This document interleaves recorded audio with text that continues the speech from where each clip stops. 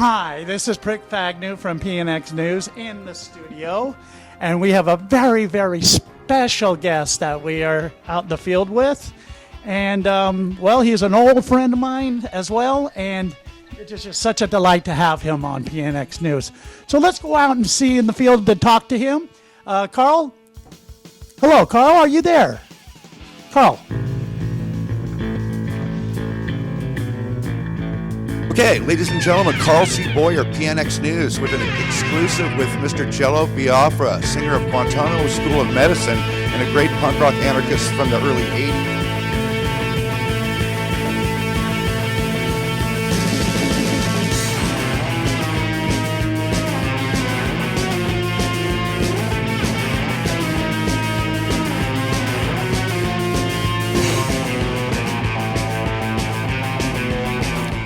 Jello, great to have you here, sir. It's a pleasure to be talking with you. It's actually one of the best things we've ever done on PNX News yet. Thank you for being here. How are you? Well, I'm just admiring that toupee and nose, thinking maybe it's time for me to get something like that too, and be a little more, I don't know, Bruce Hershenson-y or something. Or who are you trying to be for Halloween? Actually, Jello, I've been running blindly mindless with my whole basis on my costume, running without any concept whatsoever behind it, just kind of patchworking it together, just like someone that doesn't know what they're doing would do. Great shirt, Jello. What has this shirt got going for it? What does it say on there? Manning Snowden 2016, and the Manning in question. No, it's not Peyton Manning. I learned that going back to Colorado. No, not Peyton. And hopefully at least some people, the name Snowden is ringing the bell.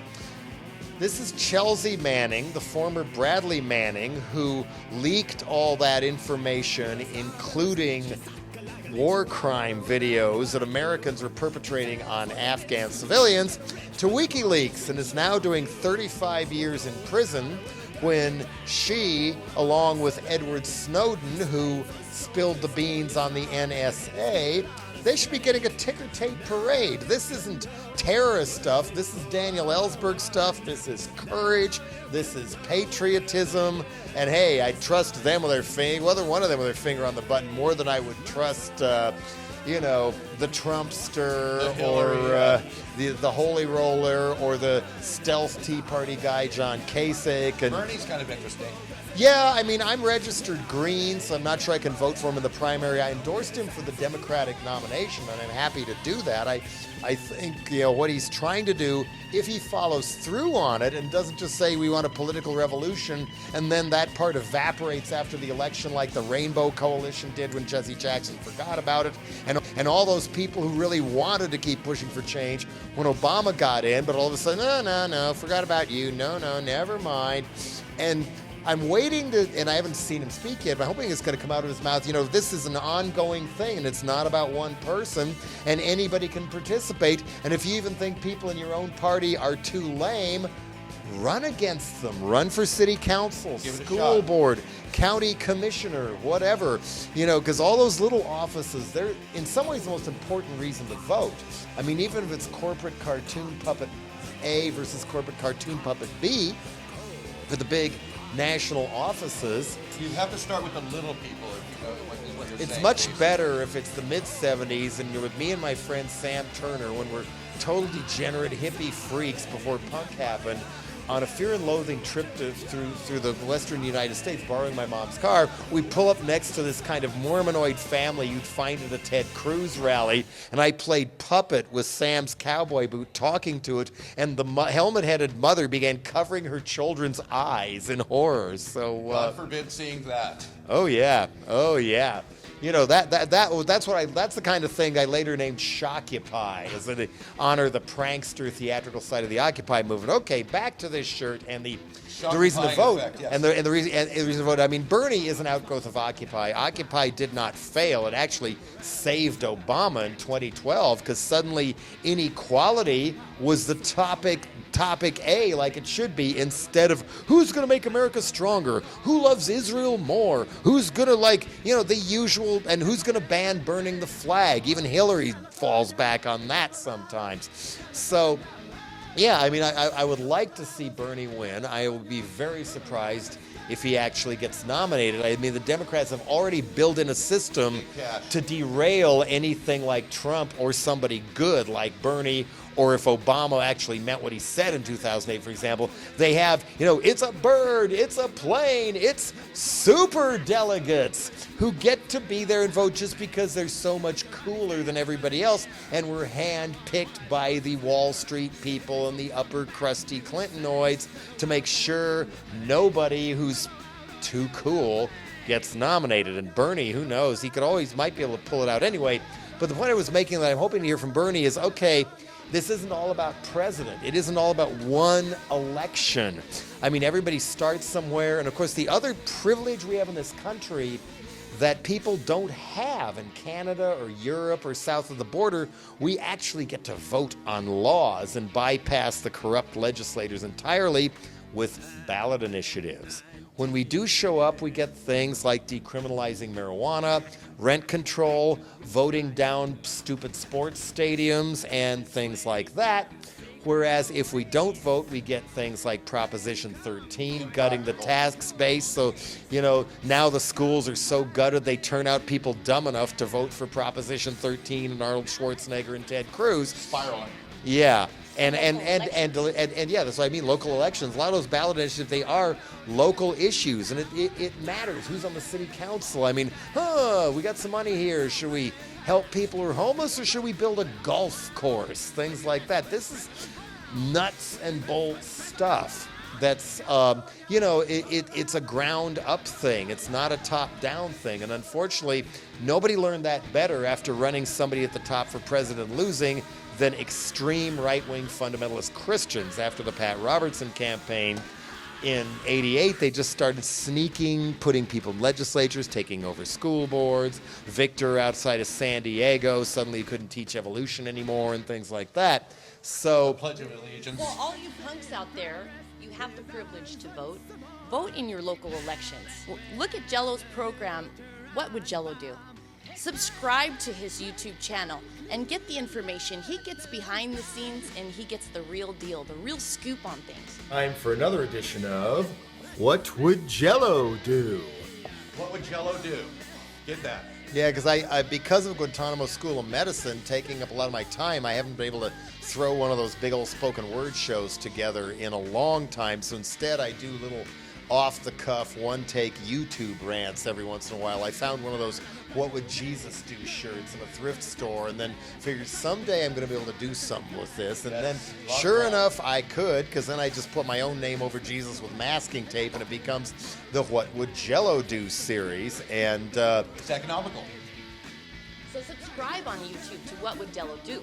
that recent Italian neo-fascist prime minister, of course, the Trump and the Trumpkins, I saw them called the other night, who follow that jackass. I mean, the weirdest thing with him is what I wanted to do with a What Would Jello Do was offer $10,000 I don't have to the first person who would go mess up his hair. But then lawyer friend said, no. You could get somebody arrested for assault even if they just touched his hair and part of it broke off. And or Trump has a long history of suing people right, left, and center as a way of bullying them into not exposing the kind of things he does. And then after I did the first one, concentrating on the fact that, look, deep down, one of the biggest problems where people should draw the line right there is the guy is a goddamn fucking racist. Pure and simple. And I have the same opinion of racists that he does of people of color. It just really riles me. It is what it is. And then these people started emailing Alternative Tentacles back. What's the matter? Jello a commie now? Is he selling out to the Muslims? All these people, yeah, but Trump's a rebel, right? I couldn't believe this shit. And Makes no sense. Makes no sense whatsoever, Jello. Yeah, I mean, basically what he's tapped into is somebody's got to stand up for this stupid, goddammit. The people actually believe what they see on Fox News, think Rush Limbaugh is a great empathetic philosopher, and even, I think even Limbaugh's against Trump, though. I can't remember. But so then... Not Fox News. We're the news. We're the real news, right? Oh, absolutely. The new media. Be the Absolutely. media. Was that your old slogan? It was "Don't hate the media, become the media," which I did first in Die for Oil Sucker, a spoken word piece about the Gulf War. Then I noticed Don't Hate the Media, Become the Media, or Just Become the Media was starting to turn up on punks' jackets and stuff. And I thought, woo, I must have hit on something here. So then when the indie media exploded more around 99, 2000, and even I was doing some reporting for Free Speech TV on the two political conventions, that's when Become the Media really kicked in, because so many people were doing just that. The minute I heard that you were the host, I fell on the floor laughing and thought, this I have to see to believe. Unbelievable quote from Jello Biafra, one of my kings of punk rock, past and present. Thank you, Jello. That's an awesome tribute to myself. And a former Muslim himself. Yes, a Muslim, indeed. When I saw the Adolescents at Vex all those years ago, you had a T-shirt on with a headband and were claiming to be a Muslim the entire night and building on one joke after another. And those were the days, my friend. Back in the day, Adolescents, Dead Kennedy shows up in the Mabuhay Gardens, like when Southern California merged with San Francisco in the 79, 80, it became a partnership in the underground. Everyone had their territory. Proud to be a friend of this gentleman from back in the day. San Francisco met Orange County. Southern California started throwing shows, and the party was on, so to speak. Yeah, and if you think this guy looks a little like Casey Royer if he fell on really hard times and didn't take care of himself, well, you shouldn't make fun of poor Casey like that. Poor what guy, can I say? Yes, indeed. He's a good What man. can I say? He's a great guy. You know, he said OC life wasn't the life for him and then stayed there anyway, and look what happened. Underground mess. I was caught in my own vortex. But I don't know where to go with that, Jello. But why don't we hand it over to Roberta Bird? She's got some questions for you, and we're going to rock and roll with some of this stuff. And boy, you made my day. Jello. Everyone loves Jello, and there's always I room never for Jello. liked this stuff myself. I just like the way the images of Jello and Biafra, you know, the eastern part of Nigeria that tried to break off and form their own country in the late 60s, early 70s, and Nigerian army with a little American and British help literally starved them to death until they surrendered. So the worldwide symbol for genocide and starvation and squalor was Biafra. It gives me hope for our young'uns today when people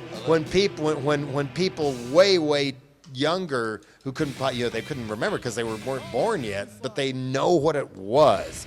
And it does overlap with what's now called Ogoniland, where a lot of the oil plundering and pollution is going on. So same area in Nigeria, same horrible problems. I love you, Jello, because you get involved with things and you take action. And that's why we took action at PNX News, and we followed your lead when you said, don't hate the media, be the media.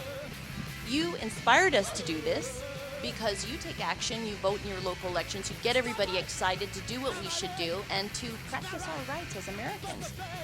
Hi, this is Jello Biafra, and I'm not a member of Zolar X, but that's the first record I picked up off of this pile, and they're really cool. And you are watching PNX News. Why?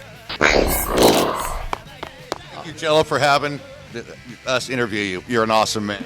And thank you for being you. If anybody was born to be a game show host, it's probably Casey Royer. You heard it here, my friends. PNX News.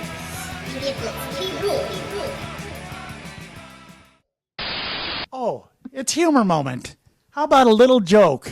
I love math and I'm very good at it. So let's do a math joke. For instance, why is 88 better than 69? Because with 88 you get 8 twice. PNX. Punks News.